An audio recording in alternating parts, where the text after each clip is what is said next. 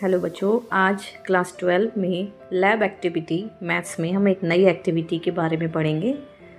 Activity number 6 है जिसका, और इसका ऑब्जेक्टिव है to find the time when the area of rectangle of given dimension become maximum if the length is decreasing and the breadth is increasing at the given rate.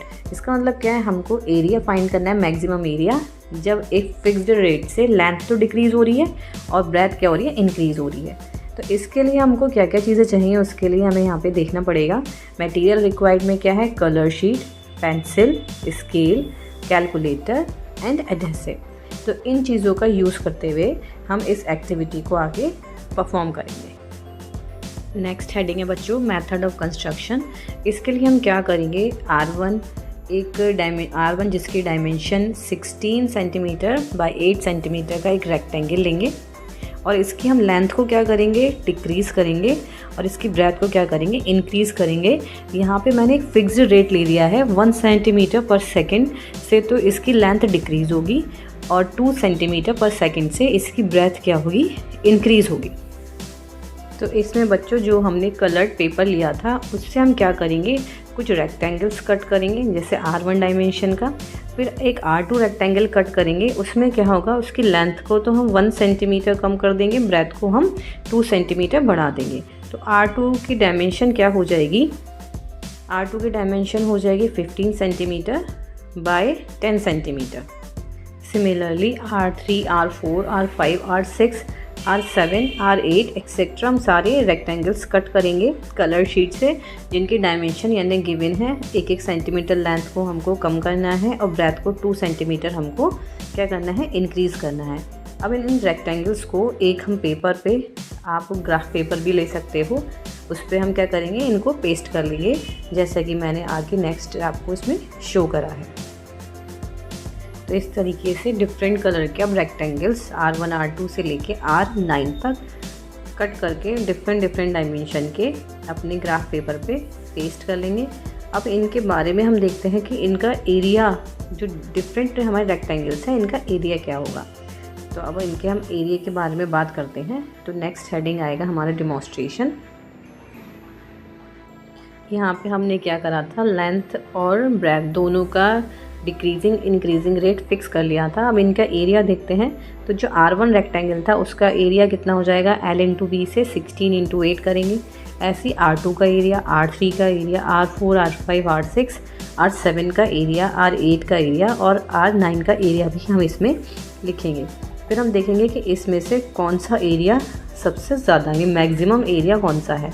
तो अगर ध्यान से आप देखोगे तो मैक्सिमम एरिया कौन सा हो जाएगा हमारे पास, R7 का, जो 200 सेंटीमीटर स्क्वायर है, और कितने सेकंड के बाद है, 6 सेंटीमीटर।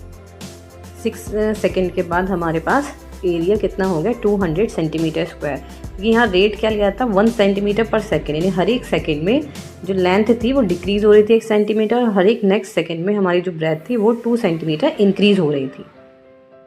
अब इसकी हेल्प से हम आगे कुछ फिलअप्स हैं जो हमने ऑब्जर्वेशन यहाँ पे हमने देखा है, उसके हम उसको फिलअप्स को यहाँ फिल करते हैं। तो नेक्स्ट हेडिंग हमारा क्या आएगा, ऑब्जर्वेशन आएगा।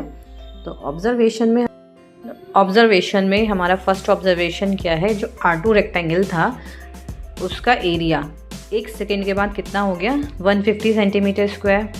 इसके बाद ऐसे ही R3, R4, R6, R7, R8, R9 जो रेक्टेंगल्स थे, इनका एरिया हमने यहाँ पे लिख लिया। तो हम यहाँ पे देख रहे हैं कि जो R7 है उसका एरिया सबसे मैक्सिमम है, लेकिन 6 सेकेंड के बाद। तो यहाँ 7 फिलअप जो है हमारे पास, rectangle of maximum area after 6 second इस कौन सा हो गया, R7 हो गया।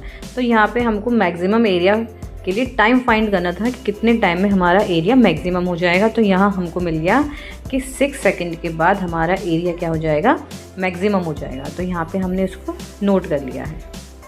अब ये जो हमारा रिज़ल्ट आया है कि हमारा 6 सेकेंड के बाद एरिया मैक्सिमम है, तो इसको वेरीफाई करते हैं। तो नेक्स्ट हेडिंग हम लिखेंगे वेरिफिकेशन।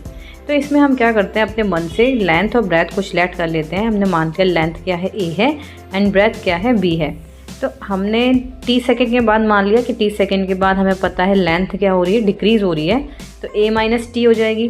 और ब्रेथ क्या थी, 2 सेंटीमीटर पर सेकेंड इंक्रीज़ हो रही थी, तो ब्रेथ कितनी हो जाएगी, b प्लस 2t हो जाएगी। तो इसके हिसाब से हमारा जो रेक्टेंगल है उसका t सेकेंड के बाद एरिया कितना हो जाएगा, लेंथ इंटू ब्रेथ से a माइनस टी की मल्टीप्लाई हम b प्लस 2t से करेंगे तो हमें एक फंक्शन मिल जाएगा t में। हमारे यहाँ AT की वैल्यू क्या हो जाएगी, एरिया आफ्टर t सेकेंड के बाद AB minus BT plus 2AT minus 2t square. अब हमको पता है मैक्सिमम और मिनिमम फाइंड करने के लिए हम फर्स्ट डेरिवेटिव फाइंड करते हैं और उसको 0 के इक्वल रखते हैं।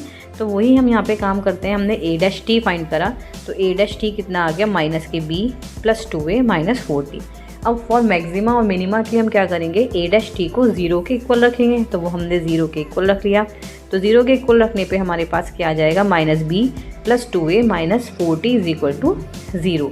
अब हमने क्या करा, a की वैल्यू 16 और b की वैल्यू 18 ले ली है। फिर हम देखते हैं हमारे पास क्या रिज़ल्ट आता है। क्योंकि हमारे पास जो फर्स्ट में एरिया था उसमें लेंथ 16 थी और ब्रेथ कितनी थी, 8। तो हमने दोनों वैल्यूज़ यहाँ पे लगा दी और 0 के इक्वल रखा। तो t की वैल्यू हमारे पास क्या आ जाएगी, 6 सेकेंड आ गई। तो t की वैल्यू 6 सेकेंड आ गई। हमें मिल गया कि भाई मैक्सिमम वैल्यू हमें पता, हमने अभी जो हमने पहले डेमोन्स्ट्रेशन करा था तो उससे मैक्सिमम एरिया आफ्टर 6 सेकेंड के बाद हमको मिल रहा था। तो वो हमने इसमें वेरीफाई कर दिया कि 6 सेकेंड के बाद हमारा एरिया कैसा होगा, मैक्सिमम होगा। तो इस तरीके से हमने अपना जो क्वेश्चन था हमारा कि मैक्सिमम एरिया हमें कितने टाइम के बाद मिलेगा, इसको हमको फाइंड करना था। तो वो हमने इसमें फाइंड कर लिया और उसको हमने क्या कर दिया, वेरीफाई भी करा दिया। अब हमारा नेक्स्ट हेडिंग आएगा एप्लीकेशन। तो एप्लीकेशन हेडिंग में क्या लिखेंगे हम कि this activity can be used in explaining the concept of rate of change and optimization of a function. तो हम इसको अच्छे से ध्यान से नोट करेंगे, अपनी कॉपीज़ पे लिखेंगे। अगर आपको समझने में कोई प्रॉब्लम हुई हो तो एक बार दोबारा से आप इस एक्टिविटी को देखिएगा, आपको समझ में आ जाएगा। Thank you for watching.